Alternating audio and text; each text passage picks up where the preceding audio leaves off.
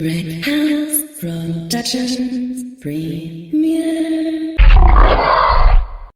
Panoramic lifestyle. A vision moves in all directions.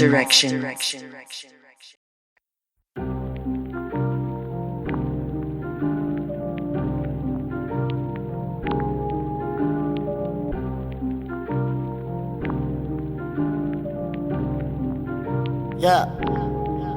Perez in my city like Vegas. Like Vegas. I need 1 million people screaming my name.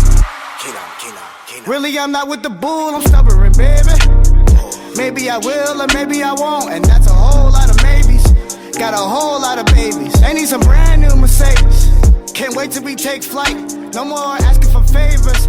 I got a plug on the west side. Vengeance is mine, said the Lord.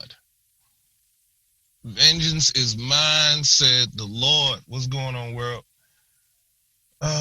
We back with another quarantine episode. Koffe Black, Jack Brickhouse.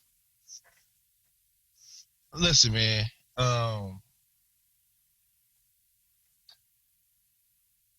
Everything is a scam now.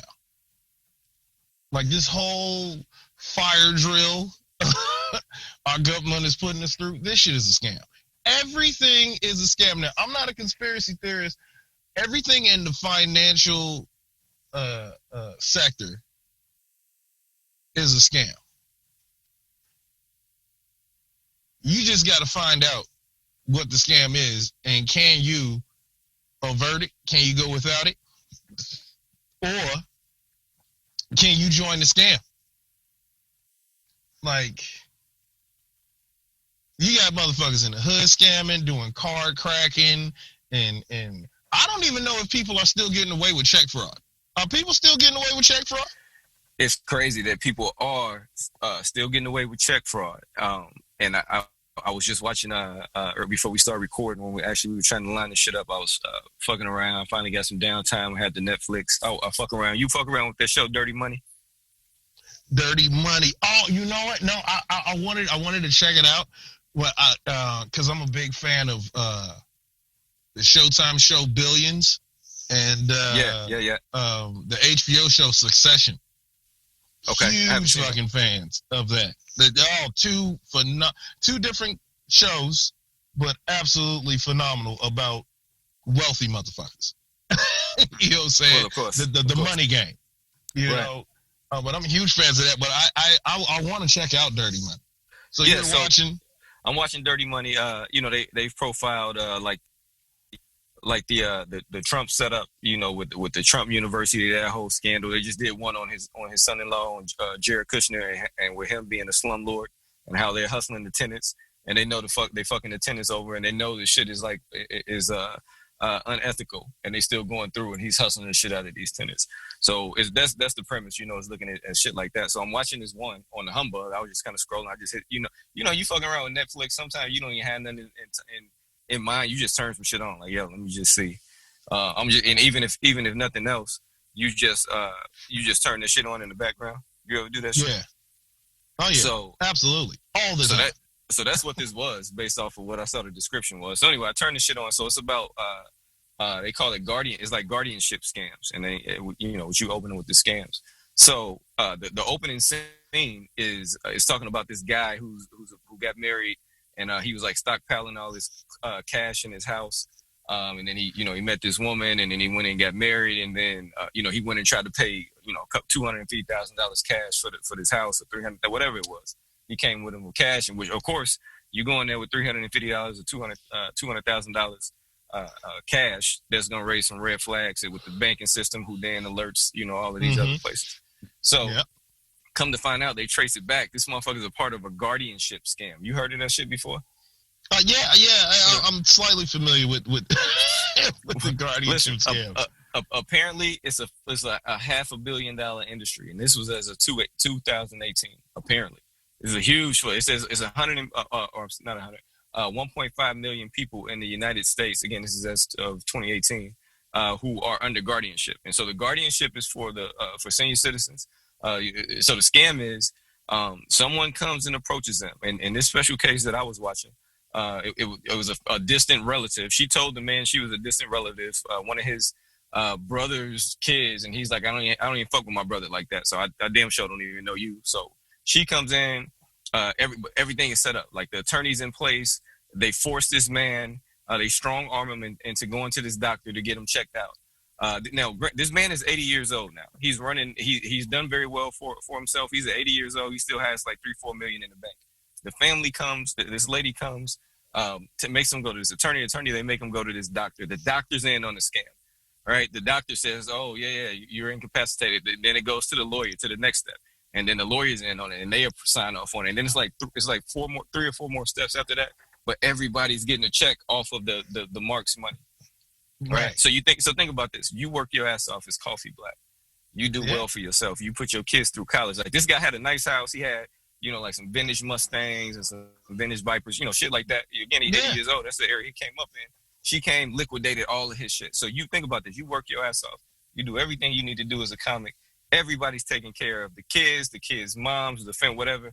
You coasting out, and then all of a sudden, at 80 years old, you're getting scammed. Right? Yeah. You can't run away from the scam. So this guy wasn't doing that. This guy was 80 years old. He got scammed out of all of his money. They're allotting him. They're giving him $600 a month to live off of right now. It's not funny.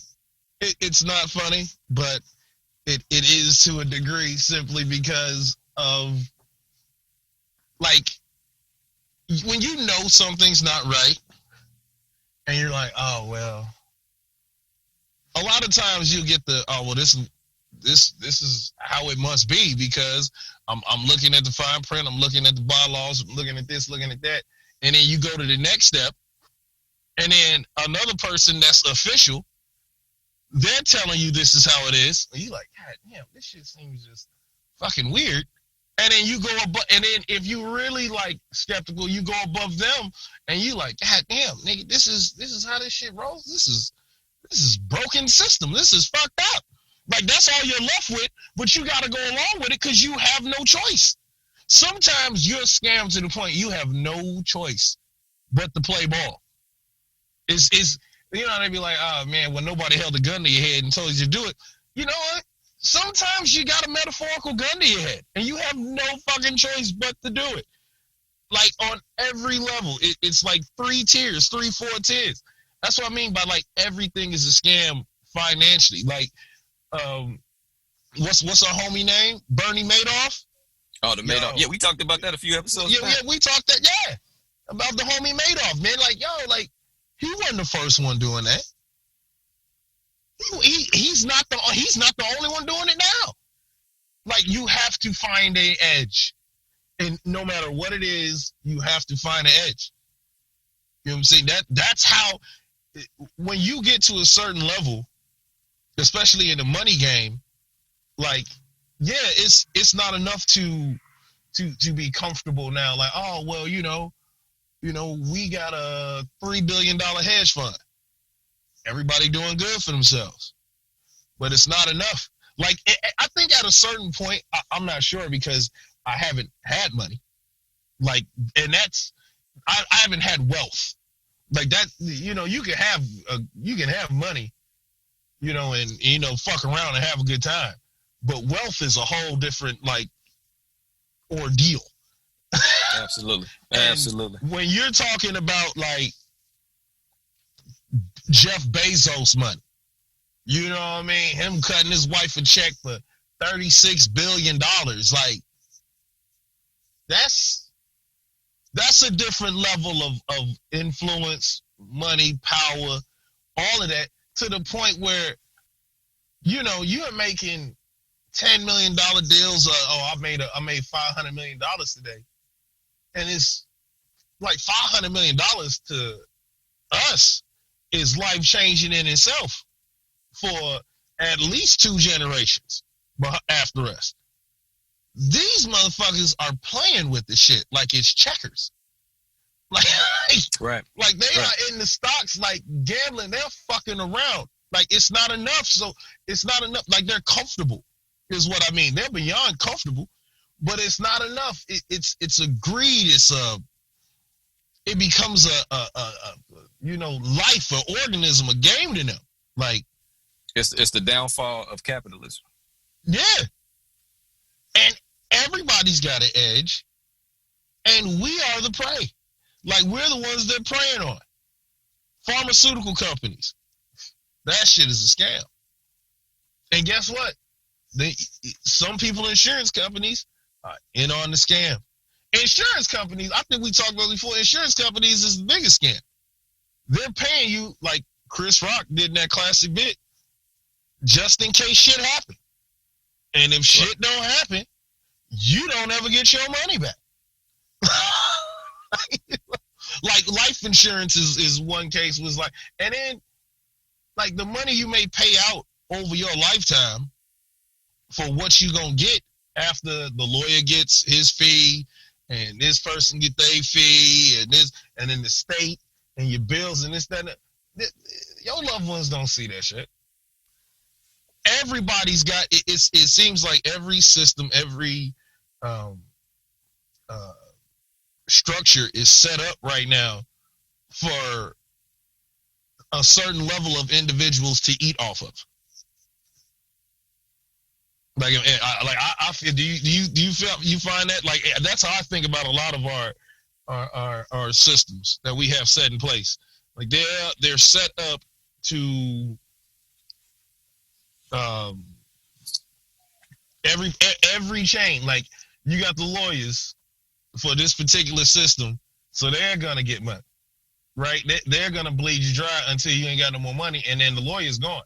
Like, being a lawyer is great. It's a great job. You got different classifications of lawyers, but in litigation, like, you got some lawyers that make 7 figures that aren't trial lawyers. They never go to trial. You know what I'm saying? And if they do, you know, they got somebody for that, or they go in there and they do what they like. The judge is the lawyers are making deals with each other based off of what the hell you got going on or what you've been caught up with. Right. Yeah, and everybody's in cahoots. And everybody's in cahoots. Everybody's getting paid. Everybody's getting paid out of everything. Again, it's a scam. It's a big ass scam. Can you avoid it? If you can't avoid it, all right. Can you get in on the scam? Like that, like the real estate. Like, I see all these people now, they like, oh man, I can teach you how to flip houses. I can teach you how to flip houses. Back in the day, it used to be like an infomercial with one guy late at night. Yep. Majority of the time is either LA or Florida. Chilling. He got a pool in the back. He's got on that polo, that passion fruit color, pastel color polo. You know what I'm saying? And he's swimming, enjoying his life. You run around, and I can teach you how to do this, yada, yada, yada. And it'd be for $100. And I'm like, I was making fine. And then they get, I went from making such and such an hour to now I'm making $5,000 every month or $10,000 every month. Just off of this $100 book or this $100 pack of DVDs. And they provide the information. First of all, you don't know if this nigga's providing you the information or not. You just going off of this goddamn advertisement of his life that they painted this picture. So you ain't know who the fuck he is. You don't even know who the fuck this guy is. And then they be like, oh, I'll be in your town and you can come to one of my seminars. Your housing market in your town might not produce the same amount of money this motherfucker's producing. Shit is subject to change. You know what I'm saying? Like, that shit. Excuse me. That shit is subject to change. Like, and everybody's in on the racket now. Now everybody's in on the racket. And so you don't know who's the hustlers, because some people, once they see a racket come on and people are getting away with shit, that's when the racket gets fucked up. Because you got the wrong people doing the wrong hustle. Right. Absolutely. That's a great short-term hustle and not the long-term. You know what I'm saying? They got the short play and not the long play. Dude, I was hustling a multitude of times. I've been hustling, you get played and you get paid. Sometimes the hustle is right out front. You know what you're getting into. You know it's risky when you're getting into it. And sometimes You had no idea that you just got caught up in a web of some bullshit. Straight bullshit. And so let's take it into healthcare, the healthcare system here. When you go into the major difference, and I won't say the major, I'm going to say a major difference that I have learned from studying countries that actually implement the free healthcare system is that it's the exact opposite. When you go there, they're not trying to send you through a bunch of tests. They're sending you through the right test each time. In our system, it's a lot different. Yeah. In our system, it's because everybody's in on it. They pay you, oh, you got to get an x-ray. Oh, then you got to go over here and get an MRI. Oh, now you need to go over here and get this. Oh, now you need to get blood. Where everybody just got broke off. It's the same thing. Everybody just got broke off of your insurance, right? That's the hustle. So again, when it goes to free healthcare, you get everything is a lot more efficient and a lot more accurate because the resources are coming from the government now, right? And this is how the system is being. So there's finite money, I guess, to speak, to put it in the phrase, to be made all the way around. To be made, right? It's not a self-enterprising system in those countries. Absolutely. That's the problem. Like, all right, the anesthesiologist, he getting ready to get broke off. Right, exactly. The surgeon is getting ready to get broke off. The post-op doctor is getting ready to get broke off. The nurses, they got to get broke off. Their insurance company is absolutely getting broke off. Right? And like everybody, we gonna give you an EKG, we gonna give you this, we gonna that, well, we need to monitor this. We need to because we need to take a look at this and see what's going on. And don't shit be going on. Don't shit be going on, but it costs. And they be sending you they send you that bill afterwards. And you're at the mercy because sometimes you're at the mercy of the hustle. Ain't that a bitch? You're at the mercy of the hustle. You gotta ride. Some of these scams is like a bad edible ride. For those of you out there that have indulged, you've had that edible and you ate too much, and then you realize this is gonna go bad, and you're on that ride for a long time. Yeah, like that's what it is. You're at the now. You elected to take it. Now you're at the mercy of that bitch. But sometimes you don't elect to get hustled. You at the right place. You think you at the right place you receive the help or whatever benefits that you need at that time, and it's over for you. It's like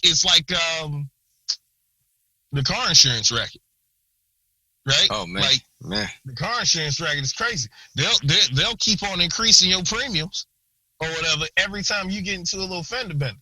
Okay, all right, I'm more of a risk. I understand that. But before you even get insurance, depending upon where you live, your age, they've already worked into their script different levels of money you got to pay. Like, oh man, yeah, you're a responsible driver, but you live in the inner city of Chicago. There's a lot of crime out there. There's a lot of I can't even talk. A lot of automobile theft or vehicular. Goddamn. That's a hard goddamn word. Shit. That's a hard goddamn. word. Slow down. Let's sound it out. Let's sound it out. Okay, here we go. Vehicle. Is that what you're going for? Vehicle. There we go. Goddamn. Yes. Yeah, man, dude, it was hard. It was tough. It was tough. Sometimes words are tough. Hey, tough to give and tough to receive. Yeah, oh man.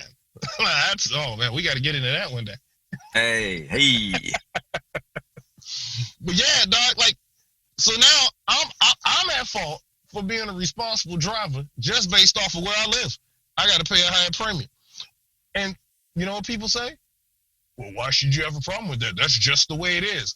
Sometimes the racket's been going on so long that people just feel like at to a point, well, that's just the way it is. The oil industry. What the fuck you gonna do? Not drive? Right.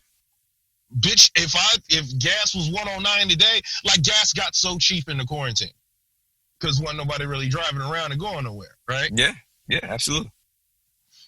As soon as they talking about open it up, it's crept back up. But if you look at a barrel of crude oil, the price of crude oil is where it's been for like a year. Right. But if you're not invested in money or natural resources, how often are the general population looking at the price of fucking crude oil? Right. Unless you in that sector, and most people. Unless you in that sector, you're not fucking paying attention to that shit. Your knowledge of how crude oil is doing must be by the pump when you roll by the gas station. Oh, oil must be down because gas is $1.89. Motherfucker, that's not how it works. It's not how it works.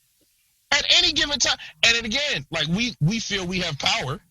It's like, okay, if everybody just, we got a great example of it. This is the perfect example. If everybody just decided to stop fucking driving, they would have to drive the gas price down. But again, you cannot stop driving. Okay, you're going to do a protest I'm not going to drive for a week. All right, so they're going to drop the gas prices. Well, motherfucker, once everybody start driving and stop driving, they're going to raise them bitches back up. You're at the mercy of them. They decide. Oh, yeah, well, before 9/11, crude oil barrels was right there around like $45 a barrel, and gas was $109. All right, when it went up to $60 a barrel, y'all had jumped to $3 and it was way up there. In some states, it was way up there. Motherfuckers was panicking. Especially, you think on a regular economy, California is at like $4.50. So you imagine when there's a shortage. So then what happened? All right, time goes on. I think crude oil at one point had made it up to like $80. And then I think I want to say it broke like $100 at one point. But I think at that time, gas was still like $2.79, $3. Then I started noticing it going down, but the price stayed the same and was slowly uptick. And I was like, what the fuck is going on? Like, why the fuck is gas not dropping, but crude oil is dropping? I said, because ain't nobody paying attention. Motherfuckers don't act sometimes. They'll know what's happening, but ain't nobody talking about it. Ain't nobody making a stink of it. Fuck it. Right? Like a lot of times our government, our judicial systems will let shit ride because there is no public outcry. They only act because of the public outcry. If there is no public outcry, they let shit go all the time. Those unspoken rules? Man, let that shit go, man. Like the best example of that shit is like The Wire. Oh man, well we cracking down. So like on the show The Wire, the HBO documentary series, not documentary, but the HBO series The Wire about East Baltimore, well Baltimore in general. I always say East because it started out with the east side of Baltimore or whatever. But like the Baltimore drug trade, like the cops was cracking down on regular folks for what is it, open carry, like for like drinking on the corner. At one point, right, they didn't even give a shit. Oh well, you know what? We need more arrests. We got to get our numbers up. Well, part of getting your numbers up is cracking down on bullshit that y'all ignored for so long. So now, instead of police actually trying to take down murders and get rid of crime, now it's, okay, we got to juice these numbers. Or we got to look like we being active and doing something. So now you're harassing working class citizens that's just out there trying to be upstanding, valiant human beings for bullshit. And they don't know why. They don't know what's going on. They like, this is some goddamn bullshit. They cracking down on every goddamn thing. Something must be going on. Until the outcry becomes extreme, where they be like, all right, we got to cool out. Let's step back. But meanwhile, y'all still got all this heavy crime going on. Or, all right, I'm going to take y'all off these murders for this year. Because if we go into the following year, we're going to start out with these murders. We don't want that. Or, you know what? We're already at 375 and it's goddamn October. I mean, we cannot crack 400. So all these murders are going to go unreported until January. You know, wild shit, dog. You know, our system, our structure is broke.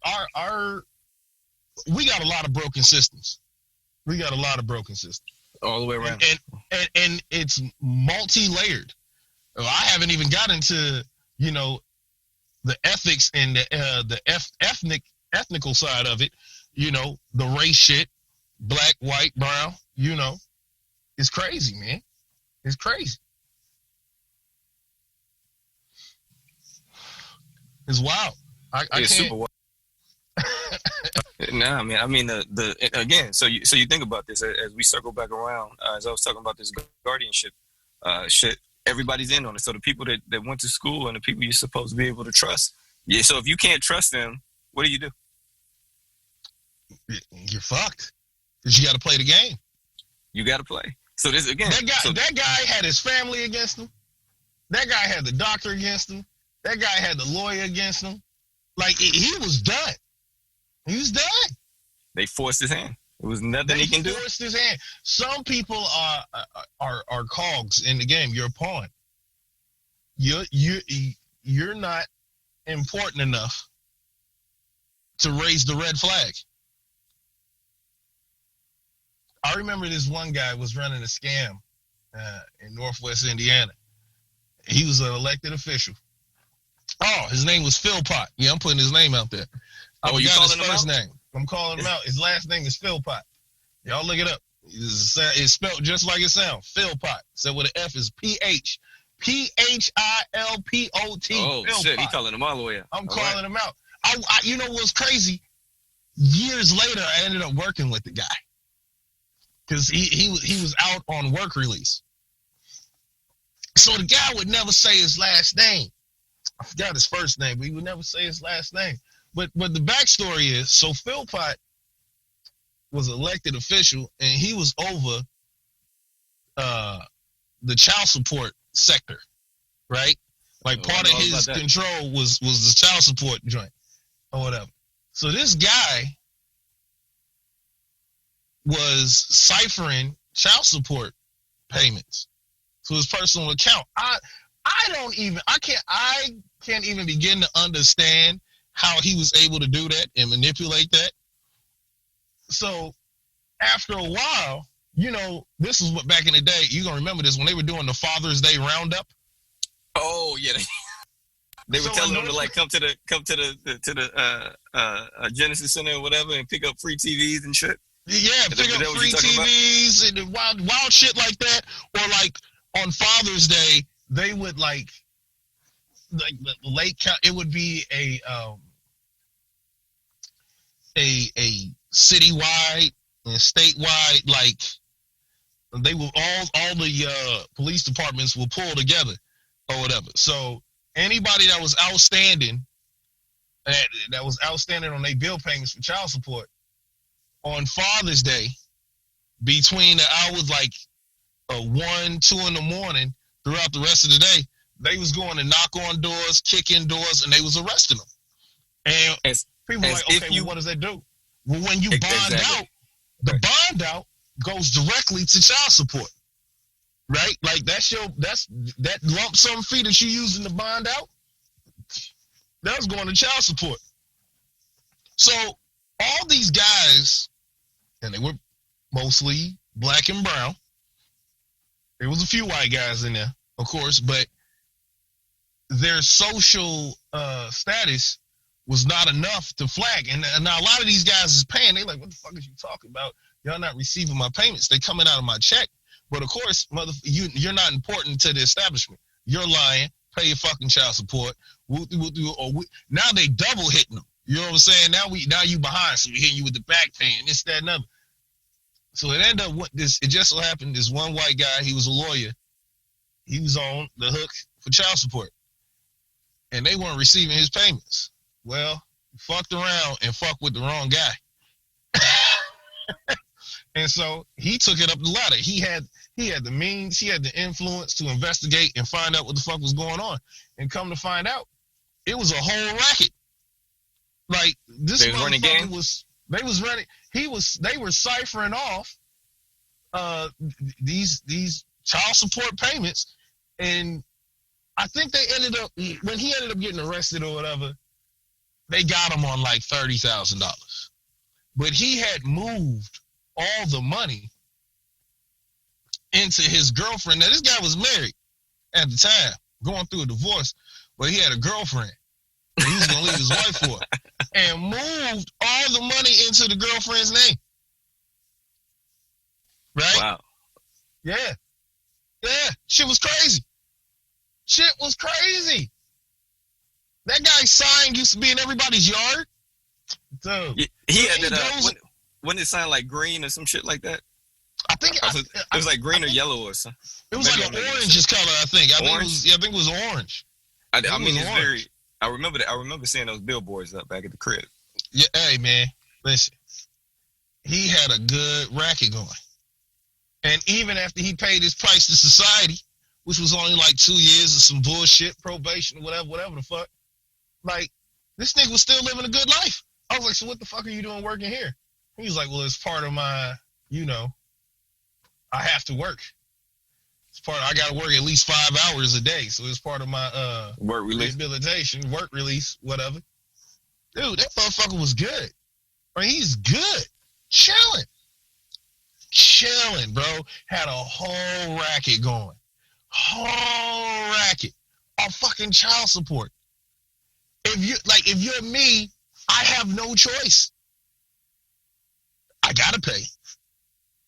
Y'all saying y'all not one end is saying they not receiving the funds. Y'all telling me I'm not giving the funds, but I have proof that the funds are being allocated to y'all. Listen. I've had that problem with them, with that department. I've also had that problem with the IRS. Trying to make payments to the IRS, and they do the exact same shit. They put your shit in limbo. Man. So there was money in limbo for like a long time. And until I called in about a different situation, they're like, oh, well, you got this money over here. This shit's been sitting there. And then there's a whole nother process now because they gotta transfer the shit over, which now creates in their little tangle web that they put together another process that you gotta wait weeks, weeks to do on your money that you've been putting in. Same shit. So like you say, you throw it on the shop. Imagine how if somebody found out about that shit now during COVID, you already stressed enough. Oh my God. Right, and then you getting a letter talking about you behind and you ain't paying, and you like, what the fuck you mean I ain't paying? You looking back, did the money come out my account? Did I get the money or the stuff? I still got the stuff from the money. I know I got it. What the fuck you mean you don't have it? It's demoralizing. It's good. You feel vulnerable, and you've been had, and you at a place where you just got your hands up. You're looking like Rasheed Wallace. like foul again, a foul again, another foul, ref. Come on, man. Like, what are you talking about? Like, that's not. Yo, come on. You're at. I feel bad sometimes too, like I do, because I be wanting vengeance, man. I be wanting vengeance. Like once you realize, that's the other part of it. Once you realize you've been scammed, it's fuck that shit. Yo, fuck that. They gotta pay. I'm not a turn the other cheek kind of guy. Like at heart, I'm not a turn the cheek. No. I come from a religious background, but that shit just ain't me. I'm not that dude. I want to exact vengeance. Absolutely. And I might be setting myself up for a goddamn story, once I've been commercialized and on everybody's screen. Like, oh man, well, he said it back then. I might be giving him, what do they call it? Motive right now. Yeah. I might be setting myself up right now. And let me tell you something. I don't give a fuck. You absolutely goddamn right. Like, and I know it's like, oh, vengeance is best served cold when you're not emotional about it. But I still believe, because some motherfuckers deserve what they got coming to them, bro. And I'm not talking about the working guy, the working class woman, the mom, that gets held up, gets a purse snatched, gets robbed, gets had. I hate that shit. I've never been that guy that felt like, you know, standard, upstanding, working class citizens that's just trying to keep food on their table and this, that. Like, yo, like, no, don't rob them, man. Don't rob people in your own community. What you doing, man? What you fucking with them for? They just trying to live their life, bro. Like, but I understand that mentality of I have nothing, I'm from nothing, I'm suffering. You have more than me. I'm getting ready to take what you got. I'm not going to be the only motherfucker suffering. Like, I get that mentality. It just takes me longer to get there. But I've been there. I've personally been there. Yes. The road to get there is a painful fucking road. It is a devastating, painful road. But, like, if you a hustler, yeah, you can get got. Absolutely. You hustling, motherfucker. Like, you're a hustler. You can get hustled. Yo, you taking down scores? For those of y'all know what I mean by that. You taking down scores? And I'm not talking about like robbing, but you know. If y'all get that lingo, y'all get it. If you don't, you don't. But if you take down scores, guess what? Somebody gonna come and point you out. You're gonna be a point on somebody. Eventually. Or if not, what makes you think you are, if you are partaking in an activity that is unsavory, what makes you think you won't be a victim of said activity? You're not good enough. You can't be out here putting bodies down in the street and not think you not subjective to getting your body put down in the street. You continue on that path, you're going to be on that bullshit. Somebody should absolutely put you down. You've earned the right to be put down. Right? Like I should be able to exact vengeance on a motherfucker. I believe in that eye for an eye shit. Only problem is people come out here now and, you know, they contort that shit. They spin it just for their own liking. Oh man. This motherfucker slashed my tires. Eye for an eye. I'm gonna go blow his head off. Whoa, wait a minute, brother. What scale are you using? Right? How the fuck you measuring that shit? How you measuring that shit? All right, I get it. They're expensive tires. All right, okay. Wait a minute. First of all, what the fuck did you do to cause this? Like, it might have been minimal, but you did something to cause it. All right, well, then just go whoop their ass. Or go blow up their car. But, like, the moment you go all the way here, but then again, I understand, you know, look, I ain't got to, you ain't get, listen, I got it. Oh, yeah, no, we can definitely get into that. I know where you're going with it. Listen, as we talk about vengeance, let's make sure to circle back around. I know, as we want to get on our theories and our ideologies of that. Let's get that. There was a story. I used to drive semi many years back. Big truck, semi truck, all of that stuff. We got some great stories that we can tell y'all about that in future episodes. But there was this company, this steel hauling company. It was called a sled, and it only operated between Indiana and Michigan and maybe Ohio. I can't remember. It's been a while back. But anyway, so these trucks, you know, if you're in the Midwest or you live like up north and like upstate New York or like a Montana or Wyoming, you may have seen that because there's only certain highways they can operate on because of the weight. So they hold like probably 50 to 60,000 pounds more weight than the average truck that you see. Long story short, there's this company who specializes in this. So they had like maybe like 5 or 6 trucks, and so all these trucks have like all these extra axles. You know what I mean? You have like an extra 3 or 4 axles. So in total, I can't remember, but it winds up being like something like 30 to 40 tires on each truck. And so a guy got fired from this place and got pissed off and came and slashed all the tires on all of those semi trucks one night. God damn. I mean, all of them. So this guy slashed like a couple hundred tires. Easily.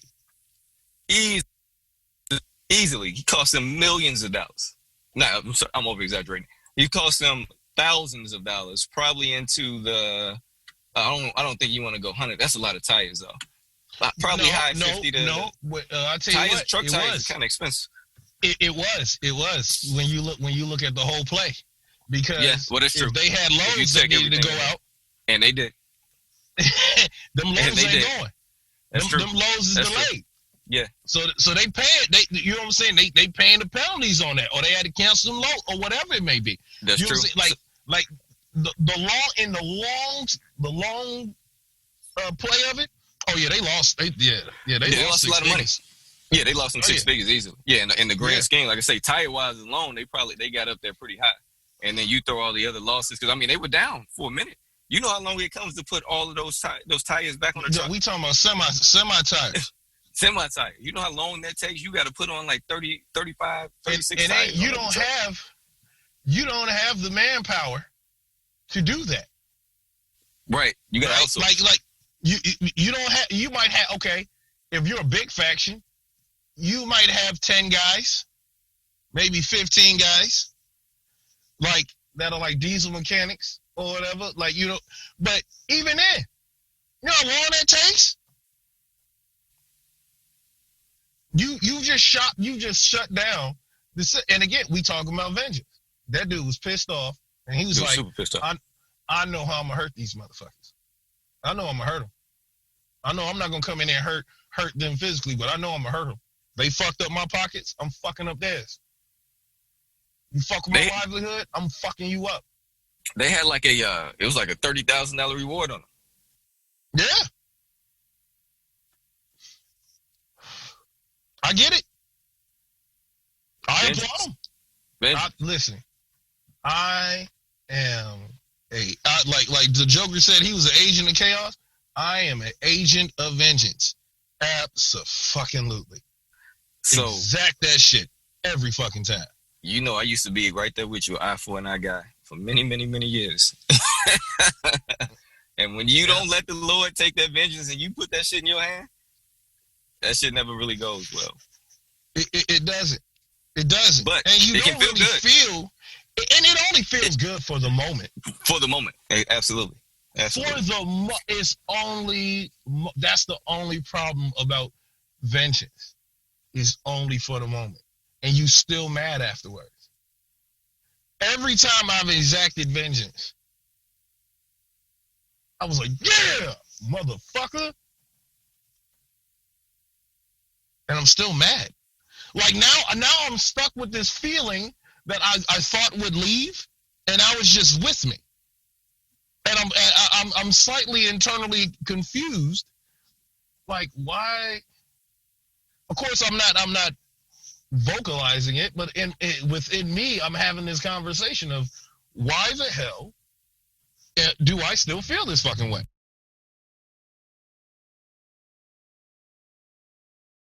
And I don't know. It's just, again, that's what I learned. I'm like, yo, this, you do these things and you get this temporary happiness, but then you look the long term, and it's not what it is. So I've taken a different approach, man. I just kind of walk away from the situation, and I don't even really monitor it. Sometimes stories come back and say, this happened and this happened. But I mean, we all just out here trying to figure it out. Yeah. I mean, you're on a different ride than me, though. Yeah, it's a little bit different. We were in the car together for a great deal of years there over the years. When it was eye for an eye, and that didn't. You put two cats in the same place to feel that way. It's gonna be bad. It's eventually. What they going back? Eventually, was that Drake and Meek Mill? Yeah, that's what that was. Yeah, it's gonna go bad. Eventually, somebody gonna catch something. It's gonna be a problem. And that is, it's not good to have larceny in your heart, and hatred at all. It's not good at all. It's a sickness. It's a horrible toxicity to have. But I'm gonna tell you what, man. Some of you motherfuckers out here, I would like to think that people that listen to us don't live with that. But some of you motherfuckers out here, if you are listening, you do have that. And some of our listeners know people like that, where that, like, or they've been a victim of that mind state. of that mentality where they were an innocent victim, not just a victim, but an innocent victim. Like you know, I ain't even do nothing to you. Like you know, you ever get snapped on? You ever get cussed out by somebody that's been having like a bad day, or you get caught up in the wrath of some shit? Like you literally just so happen to be there, and you got caught up in the wrath of somebody else's shit. Oh man, too many times. And you like, what the fuck was it? You're shocked. You like, wait, what the fuck? There's a period where you're trying to understand what the hell just happened. And so you know what? Sometimes you get caught up in somebody else's shit, and sometimes somebody getting caught up in your shit. Yeah, sometimes somebody get caught up in your shit randomly, and then you got to go back and apologize. Hey, look, man. You know what? Hey, man. You know the night shit was heavy. You know, I had all this going on, man. My mind wasn't right, man. You got some shit that wasn't for you. A lot of times, a lot of us experience behavior. It's just like parents that are really stressed the fuck out about work, finances, other shit going on, and they kids are just being kids. And that parent hasn't had a moment to release that energy. And the kids end up getting that energy from doing some shit like just being a kid. Like the kid spills they juice, or they make a mess, or they running around, and all of a sudden they just get unleashed on. And the kid is looking like, well, goddamn, I didn't do that much. Like, what the fuck? What the fuck is going on? Like, look at a kid's face the next time. And you see something crazy like that. I used to do some, or I shouldn't say I used to, only because we in COVID, but I do mentor work in and out of the schools. I mean, with all different grades from K to 12. And those little kids, man, like you say, when it's more so assistant. So when I'm watching the teachers, check those kids are like, what the fuck? I was in class with this one teacher. I thought every day that I would come in there, I thought she was going to have a breakdown. Like the kids were like working out. This was a 7th grade class. Like those kids were working, like she was just like, every day I was just watching her melt away a little bit more. A little bit. I'm like one of these days. Every day. I'm like, she's gonna quit. She's gonna quit, and she's gonna tell these little motherfuckers exactly what time it is. One of these days. Dude. She does it. She did it subtly every day. It was like this whole back and forth. They would try her and try it. Some days they knew what it was. But she just came in there and she was pissed off, and she was telling them, yo, this is what it is. I'm not doing the back and forth with y'all. Y'all want to fuck with me? This is how the day gonna go. All you motherfuckers gonna sit here and write or whatever it is that y'all don't like to do. It's some bullshit. It's some bullshit. And then the kids just like, God damn, fuck. Yeah. Shit. It's crazy. This shit is crazy. And again, you got innocent bystanders. It was some kids that they were being kids, or they might have been, a little out of pocket. But it was only like 2 or 3 that was the needle, the needle on the not the needle, the straw. It was like only like 2 or 3 out of the straw that broke the back. And the other motherfuckers that was there to learn is now caught up in some bullshit based off of some other shit, and they under this wrath. Hey, and we've been a part of get away from it. Yeah. Go ahead. No, I was saying not to get away from it, but watching the construct of defeat deteriorate somebody, like visually, like you get to watch it happen in front of you. That shit is like Nat Geo for me. Like how people sit down, like how you love Nat Geo, right? And like how you watch like the animals and time elapses and growing and all that shit or whatever. Yeah. Like navigate. Like that's what it is for me. Like watching human beings like tackle social constructs is like Nat Geo for me. When I watch somebody deal with defeat, bro, that shit is hilarious to me. And it's hilarious and it's fucked up because I laugh. My sense of humor is high. Like I can find humor in anything. But it's very jarring to me to watch some defeat like seep into a person's mind and them try to deal with that at that present time. Like for instance, again, shows called Call in Audibles. Like in sports, you see it. Like a team that's confident and they realize, oh shit, we can't beat these motherfuckers. Like, I watch sporting events. A lot of time, I have my favorite teams, of course, throughout the years, but I'll watch random sporting events sometimes just to root for the underdog. Like how everybody's betting against this person or this, well, let's see this team, do this. I love witnessing David and Goliath stories, right? But it takes a lot for David to beat Goliath a lot of times. All right, a lot of times it just takes Goliath not to be on point on that particular day. Yeah, like that's what it is. Overconfident or whatever it may be.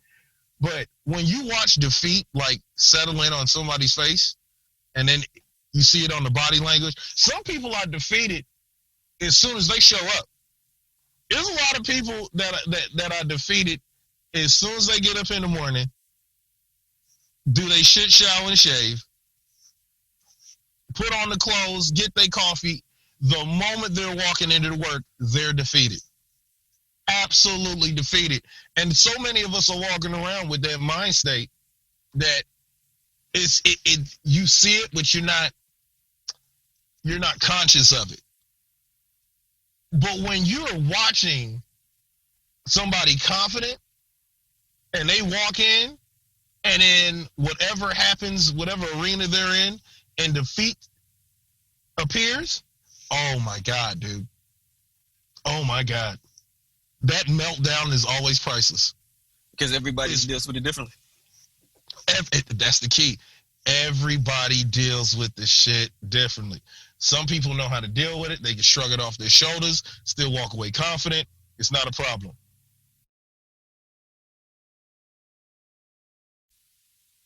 Sorry, I'm recording. If you guys are wondering why those sudden pauses has happened, it's not dead air time or that I'm high as shit. I'm recording from my car, and I try to keep the background noise down. Hey, you're social distancing, baby. Wherever everything's in balance now. People recording from everywhere now. Yeah, I'm recording everything from is in everywhere. play. So like you said, so in the beginning of this guardianship scam to bring all this shit back together, Charlie was 80 years old, but he was at the shop every day. Charlie was smoking squares or whatever he did. It's a cigar. He was pulling up in his muscle car doing his thing. And when all this happens, like he at 80 years old, he was still a very, I guess you want to call masculine man. Like, this guy was 80 years old. He been around for a while. Right. And he still had his what he had left of his testosterone. They came and start fucking with this guy and drag him through the ringer. He became a super frail, bent over old man. He depleted.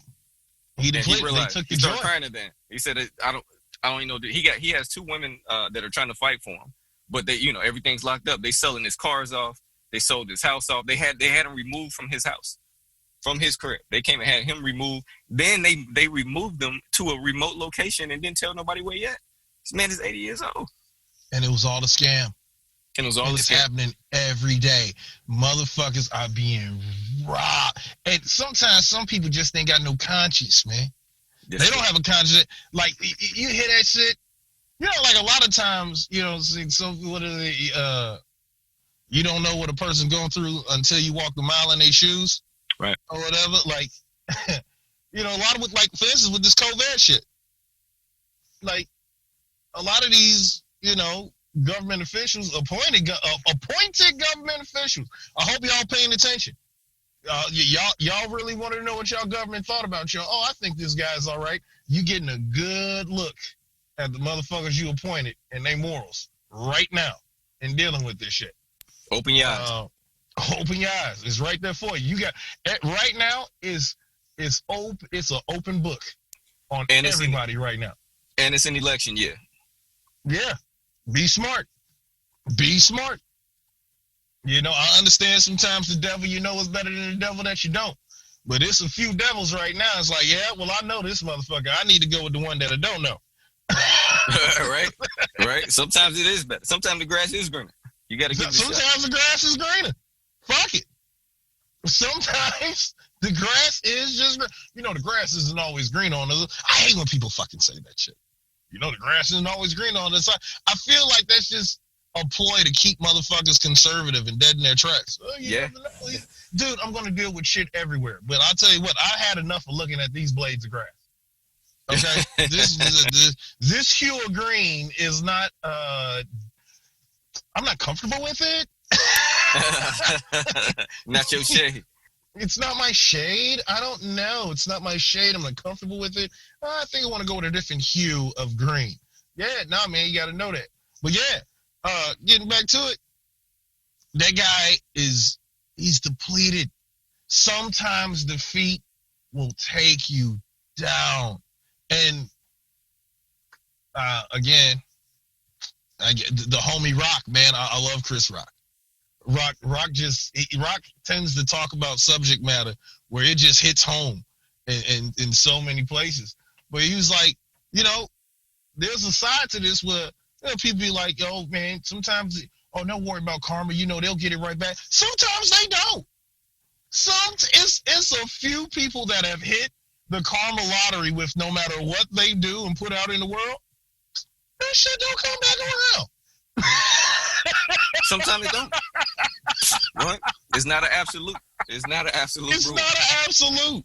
It's not an absolute. Sometimes that shit don't come back around at all. And those people, they just milk it away. That is so sad. That is so sad.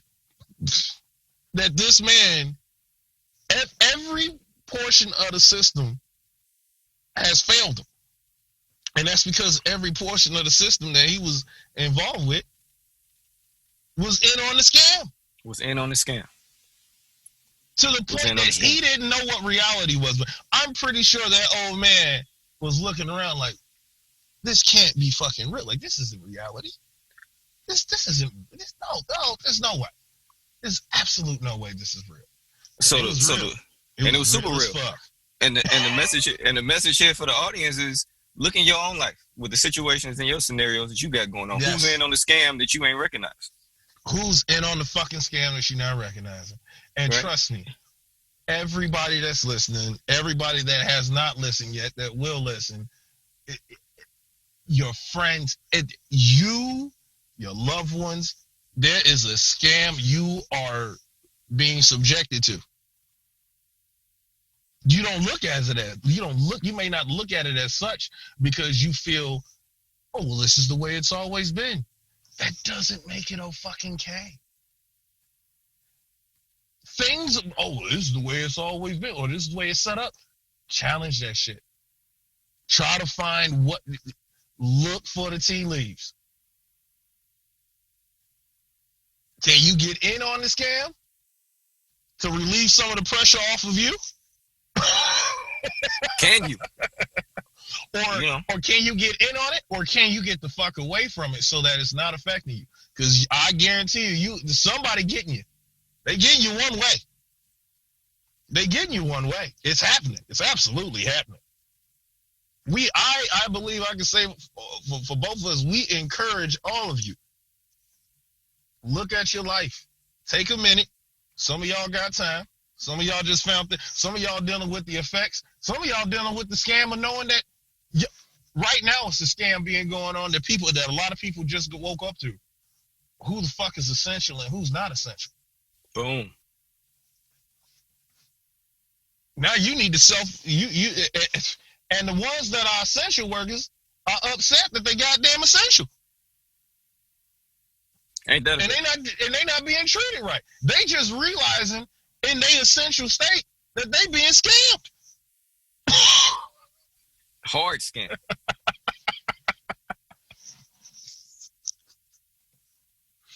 What you gonna do about it? Can you do something about it? And then, if you can do something about it, are you gonna be the one to blow it up? Because I'm gonna tell you what, people don't like it when you fuck up their racket. And they gonna come for you a million different ways if they can shut you down. But somebody got to do. That's part of life, though. That's how things change. Who's gonna stand up?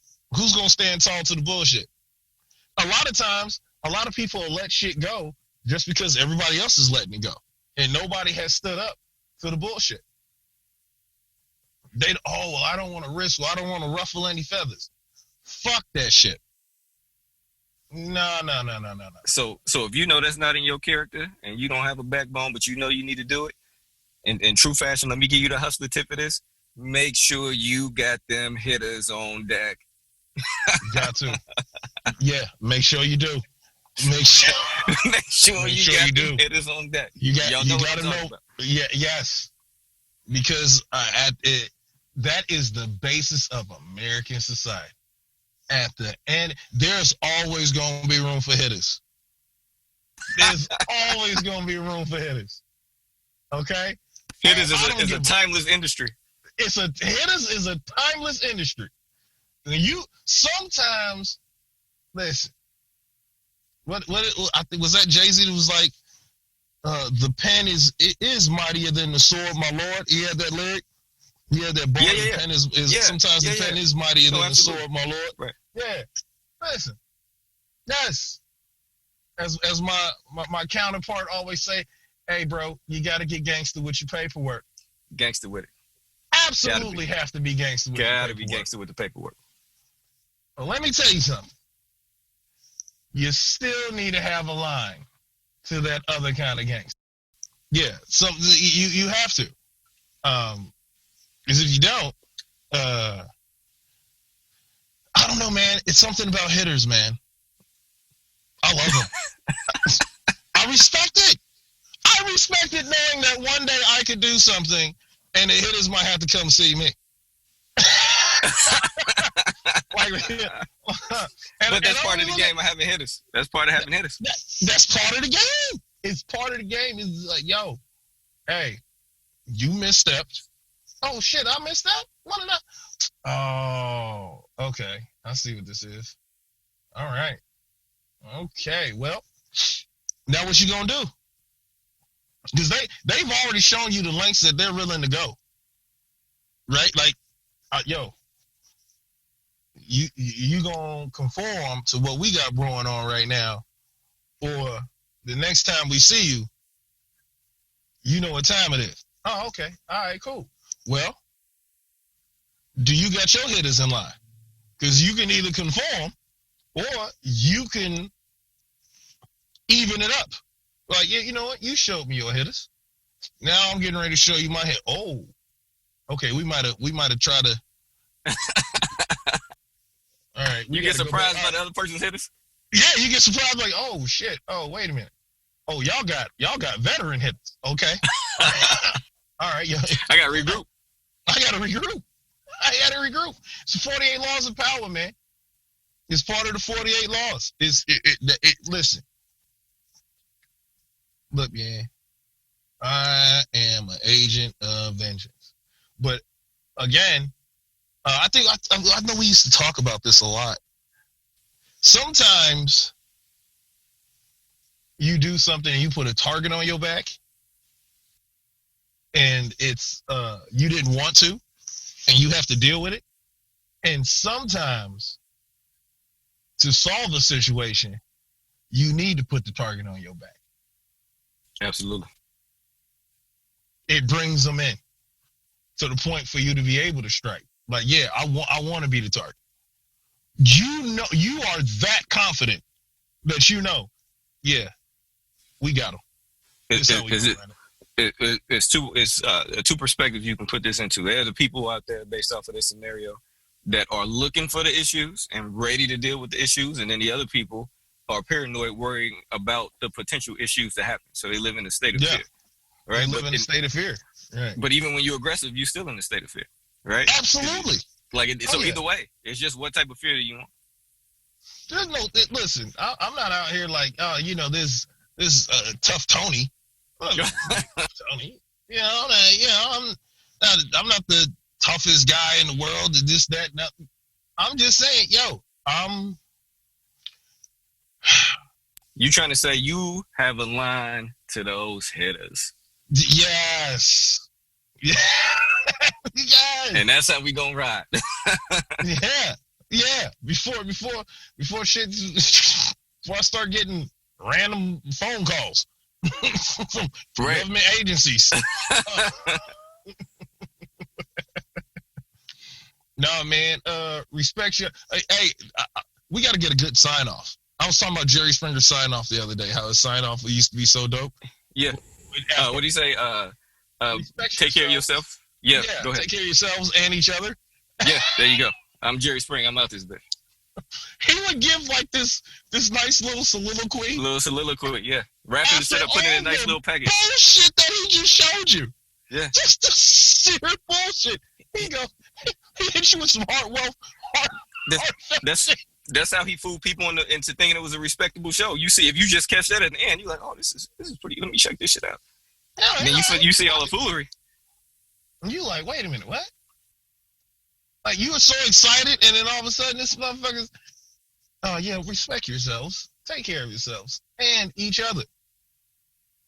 Don't be selfish. Each other.